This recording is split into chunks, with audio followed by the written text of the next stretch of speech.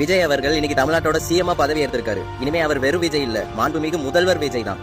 நாம் தமிழர் கட்சிக்கு வாக்கு செலுத்தின மக்கள் செய்ய நினைக்கிற விஷயங்களை நீங்க பண்ணிட்டீங்கன்னா அடுத்த தேர்தலில் நாங்க உங்களுக்கே வாக்கு செலுத்திட்டு போயிருவோம். எங்களோட கோரிக்கையை நிறைவேற்றுறதுக்கு முன்னாடி நீங்க சொன்ன அன்னபூர்ணி சூப்பர் 6, மகளிருக்கு 2500, வேலையில்லா பட்டதாரிகளுக்கு மாசம் 4000, அப்புறம் அண்ணன் சீர்ல திருமணத்துக்கு 1 சவரன் தங்கமும் பட்டு சேலையும், பெண்களுக்கு அரசு பேருந்துல தமிழ்நாடு முழுக்க பயணிக்க இலவச வெற்றி பயண திட்டம், பிறக்கிற அனைத்து குழந்தைகளுக்கும் தங்க மோதிரம், இதெல்லாம் ஏதாச்சும் காரணம் சொல்லி நிறைவேற்றாம போயிடாதீங்க.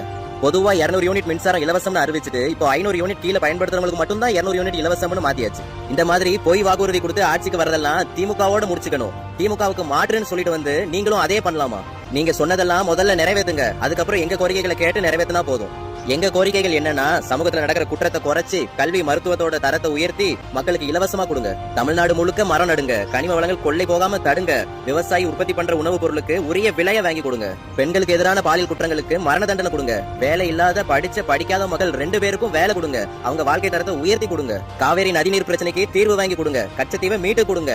கச்சத்தீவை கூட அப்புறம் மீட்டுக்கலாம், முதல்ல நீங்க சொன்ன அன்னபூர்ணி சூப்பர் 6 கொடுங்க. அப்புறம் இலங்கை தமிழர்கள் கொன்னு போர்க்குற்றத்தில் ஈடுபட்ட அனைவருக்கும் தண்டனை வாங்கி கொடுங்க. ராஜபக்சே மகன் நீங்க கட்சி ஆரம்பிக்கும் போது வாழ்த்து சொன்னாருன்னு அவங்க செஞ்ச செயலை மறைக்க நினைக்காதீங்க. காங்கிரஸ் வச்சுக்கிட்டு நீங்க இதை பத்தி பேசுறதுக்கு வாய்ப்பு கம்மி தான், இருந்தாலும் முயற்சி பண்ணுங்க. இந்த மாதிரி சொல்லிட்டே போலாம், இன்னும் நிறைய கோரிக்கைகள் இருக்கு எங்கள் சார்பா. இதெல்லாம் நிறைவேற்றுங்க. 2031 எங்களோட வாக்கு உங்களுக்கு தான். அதுவரை உங்களோட இந்த 5 வருஷ ஆட்சியை திமுகவை விட சிறந்த எதிர்கட்சியா செயல்பட்டு இந்த ஆட்சியோட குறைகளையும் இந்த ஆட்சி மேல எங்களுக்கு இருக்கிற விமர்சனங்களையும் மக்கள் முன் எடுத்து வச்சுக்கிட்டே இருப்போம்.